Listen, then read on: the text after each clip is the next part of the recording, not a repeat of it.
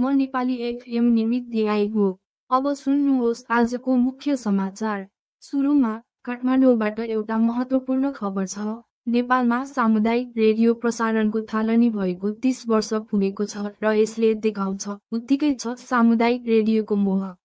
यसैबीच अर्को समाचार अनुसार अप्रतीक्षित काठमाडौँ तराई मधेस द्रुतमार्ग आयोजना निर्धारित समयमा सम्पन्न नहुने भएको छ, जसले गर्दा द्रुतमार्ग निर्माणमा ढिलाइ देखिएको छ।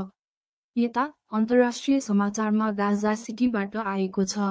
इजरायलको हवाई आक्रमणमा परि 5 प्यालेस्टिनी प्रहरीको मृत्यु भएको छ। त्यस्तै काठमाडौँमा प्रहरीले मानव बेचबिखन तथा ओसारपसारमा संलग्न 2 जना भारतीय नागरिकलाई पक्राउ गरेको छ।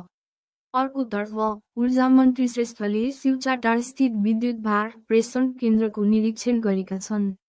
यसैगरी बेनी जोमसोम सडकको म्याग्दी खण्ड रुख बलेर अवरुद्ध भएको छ। यसैबीच संघीय उद्योग, वाणिज्य तथा आपूर्ति मन्त्रीले बन्द हेटौडा कपडा उद्योगको निरीक्षण गरेका छन्।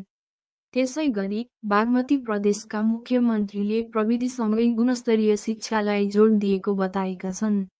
अन्तमा काठमाडौँमा 19औं शताब्दीका युरोपेली कला प्रदर्शनी सुरु भएको छ र एमाले सचिवालय बैठक जारी छ। थप विस्तृत समाचारको लागि जानुहोस् निलो नेपाल.com।